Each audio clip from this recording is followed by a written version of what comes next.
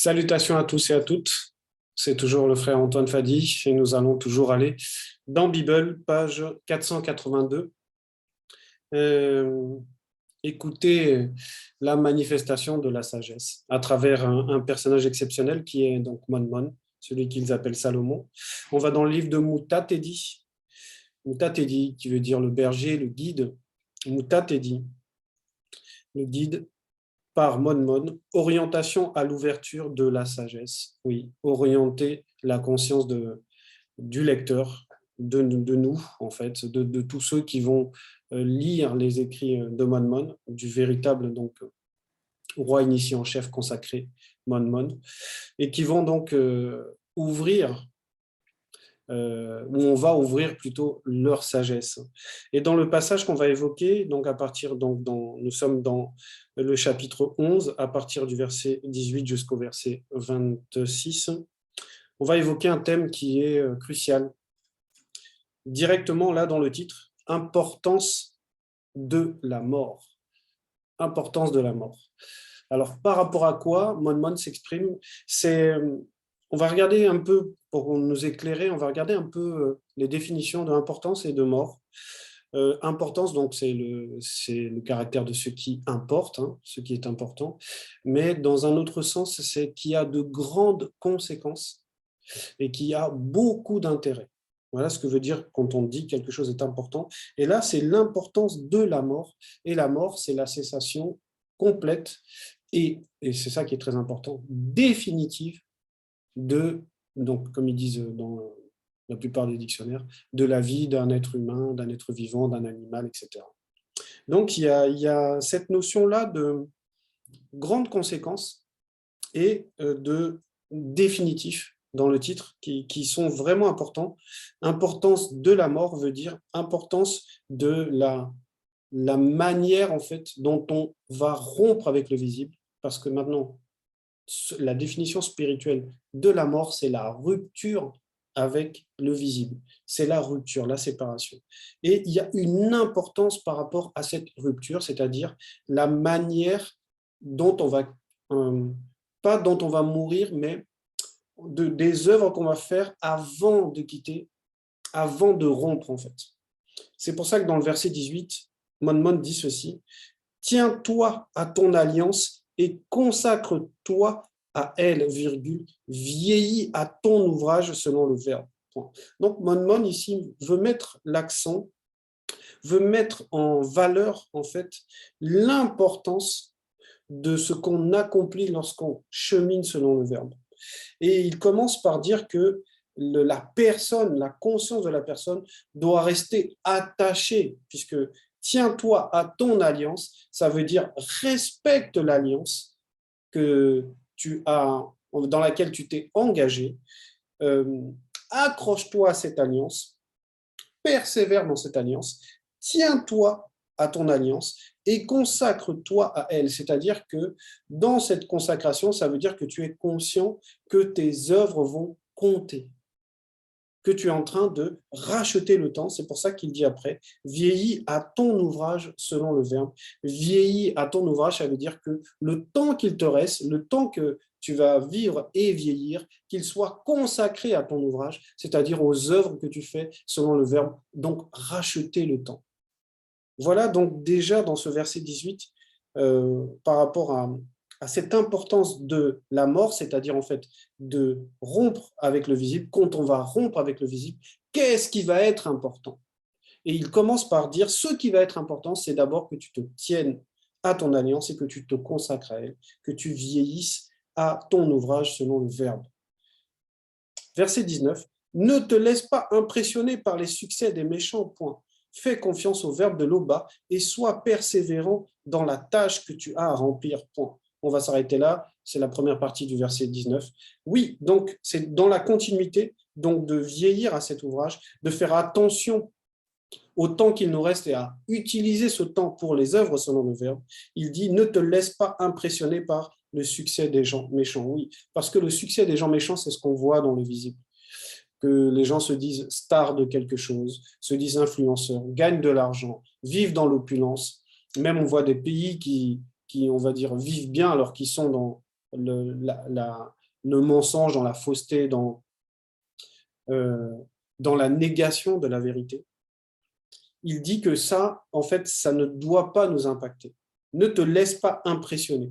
Ça ne doit pas nous impacter. Ça veut dire qu'il faut se focaliser sur le but. Et le but, c'est quoi? C'est que et c'est pour ça que la mort aussi est importante, lorsqu'on va quitter le visible, on aura accompli quelque chose qui nous amène au-delà, en fait, de cette rupture. Et quand il dit ça, ne te laisse pas impressionner par le succès des gens méchants. Il précise bien le succès des gens méchants, c'est-à-dire des gens qui ne vivent pas même dans un respect de moralité, qui ne vivent pas selon le verbe. Il dit ça pour qu'on garde, on va dire, le cap, qu'on se dise que derrière, en fait, ne pas se laisser impressionner, c'est de garder, en fait, l'espérance.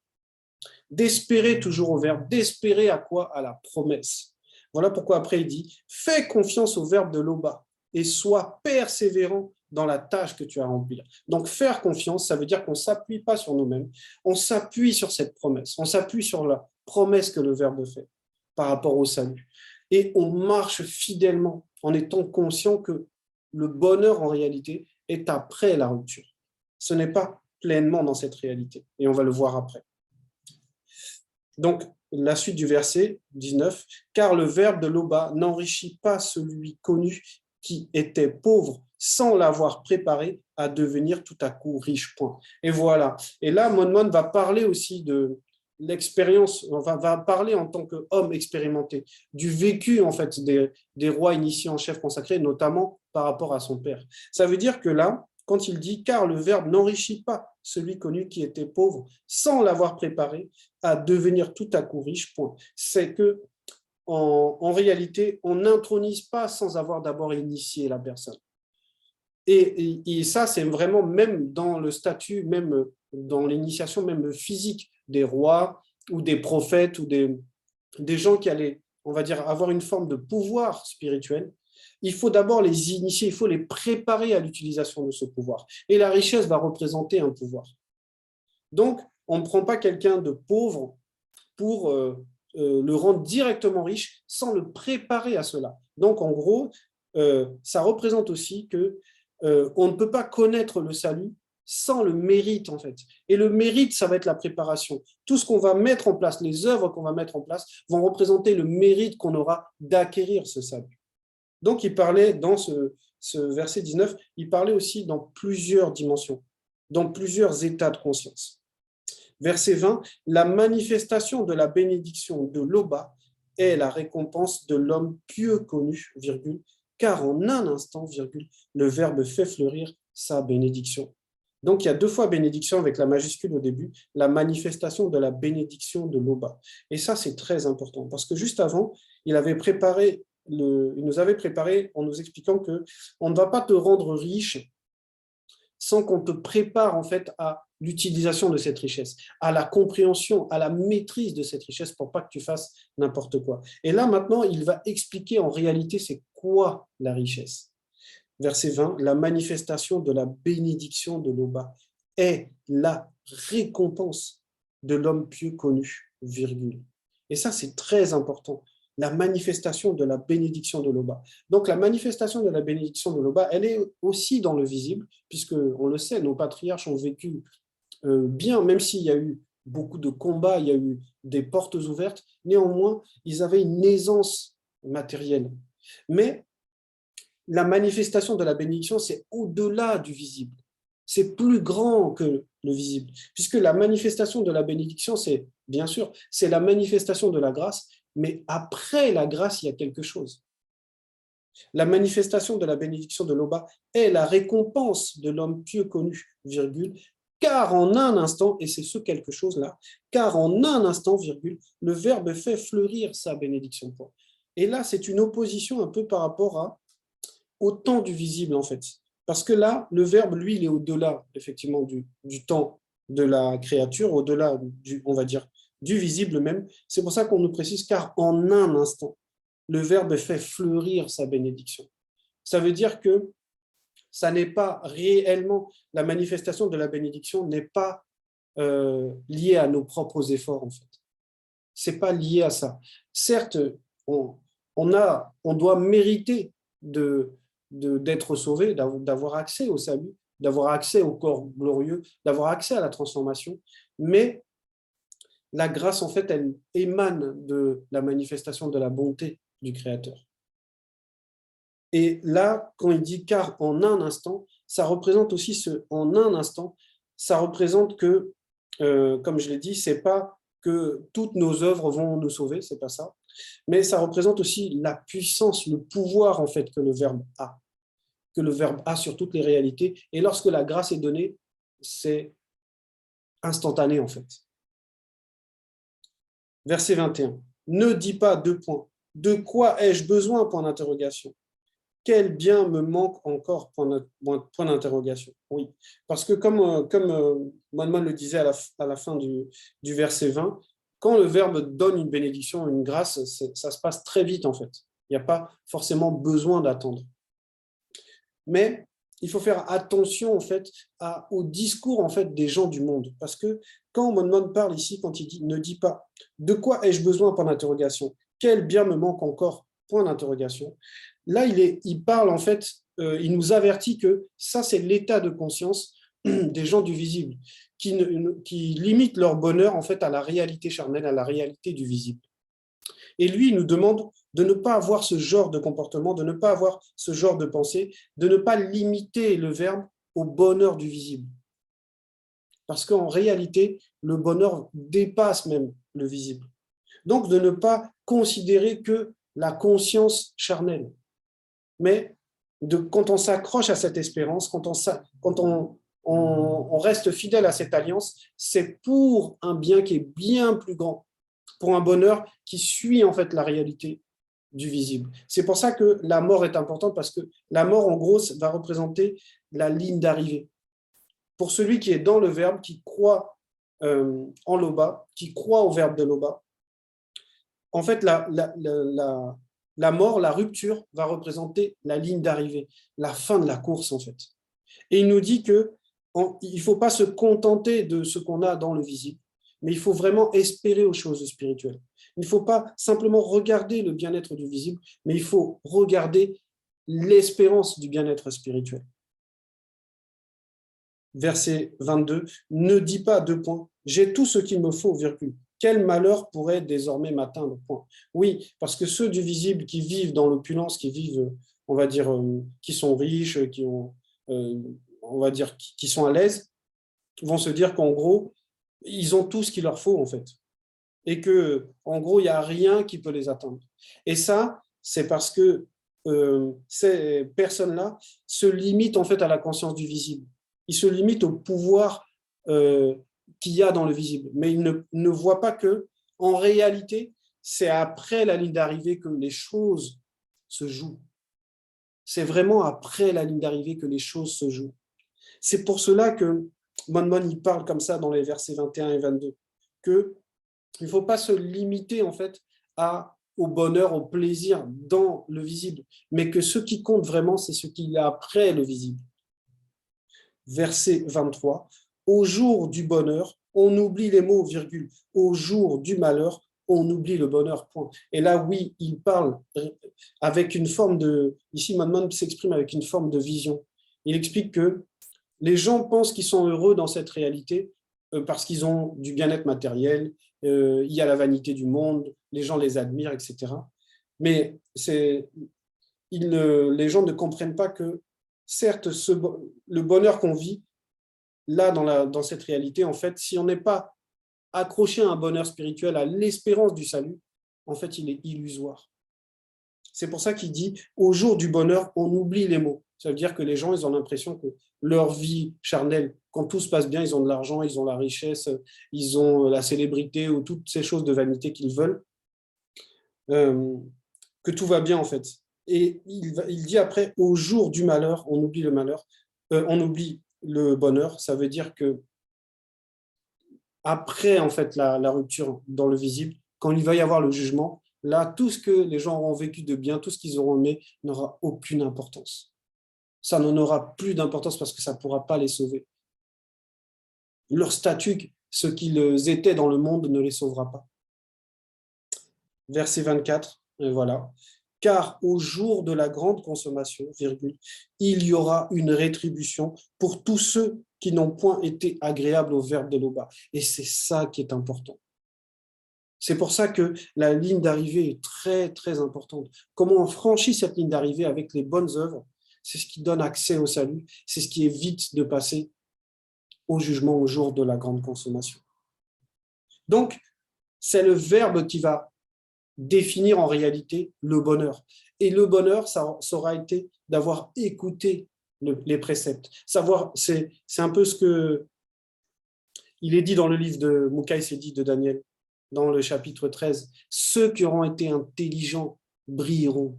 Ceux qui auront été intelligents. Et cette intelligence, c'est ce qu'il y a exactement dans ce chapitre à partir donc, du verset 18. Hein. C'est l'importance de la mort, c'est l'importance de considérer que lorsque on quitte le visible, on ait fait les œuvres, le temps qu'il nous restait, on ait accompli les œuvres qui sont issues de la manifestation du Verbe, en fait, dans nos consciences. Verset 25, une mauvaise heure apporte l'oubli du bien-être, virgule, et la fin d'un homme dévoile ses œuvres. Donc là, il explique effectivement que même dans le visible, quand on passe un mauvais moment, on oublie qu'en général, tout va bien. Et il dit après, et la fin d'un homme dévoile ses œuvres. Oui, parce que quand un homme meurt, c'est là que les gens ils vont parler sur lui. C'est là qu'ils vont, comme ils disent dans le monde, les langues se délient. En fait, quand on en voulait à quelqu'un ou quelqu'un qui avait fait beaucoup de mal et on disait rien, et quand il meurt, là, on dévoile tout. C'est ce qui se passe, on va dire, dans le plan visible, mais c'est aussi ce qui va se passer au jugement, en fait. Quand il dit « et la fin d'un homme dévoile ses œuvres », effectivement, au moment de la rupture, après, quand il va y avoir le jugement, c'est là que les œuvres vont être étalées. C'est là qu'on va voir, en fait, comme le dit Mouledi souvent, qui est qui. Verset 26. Avant sa mort, virgule, ne déclare personne heureux, de point. On ne connaît quelqu'un qu'au moment de sa fin. Point. Et ça, effectivement, c'est très fort parce que il est bien dit, hein, avant sa mort, virgule, ne déclare personne heureux. Donc, c'est vraiment une déclaration forte, une phrase forte de Mon Mon. Avant sa mort. Ne pense pas que quelqu'un qui vivait dans l'opulence, quelqu'un qui était riche, qui était célèbre et tout, il était dans le bonheur. Et on dit bien avant sa mort. Parce que les œuvres qui sont cachées, que la personne a commises, c'est ça qui va aller en jugement, en fait. Ça veut dire que peu importe le statut qu'il avait, peu importe la célébrité qu'il avait, peu importe l'admiration qu'il avait, tout ça, ça ne va pas le suivre. On va juger ses œuvres. Et ça, c'est très important. C'est pour ça que le Moulidi, souvent, il dit aux détracteurs, aux gens qui parlent mal de lui, que on verra qui est qui à la fin. On verra qui est qui à la fin. En gros, avant sa mort, virgule, ne déclare personne heureux. Parce que le bonheur, en réalité, c'est le salut. C'est de connaître le salut. Et Koudoumane avait même parlé de ça, et on va les lire après. On ne connaît quelqu'un qu'au moment de sa fin. Oui, ça veut dire qu'on ne connaît quelqu'un. En gros, ce sont les œuvres qui vont révéler qui sont la personne. Et c'est qu'à la fin. C'est pour ça que la conscience de l'importance de la mort, c'est-à-dire avant de quitter le visible, qu'on ait fait ce qu'il fallait, en fait, c'est ce que Mon Mon mettait en valeur. Et Koudoumane, comme je disais, avait parlé de ça. On va aller dans Koudoumane 36, hein. Koudoumane 36, 13 à 15, page 683.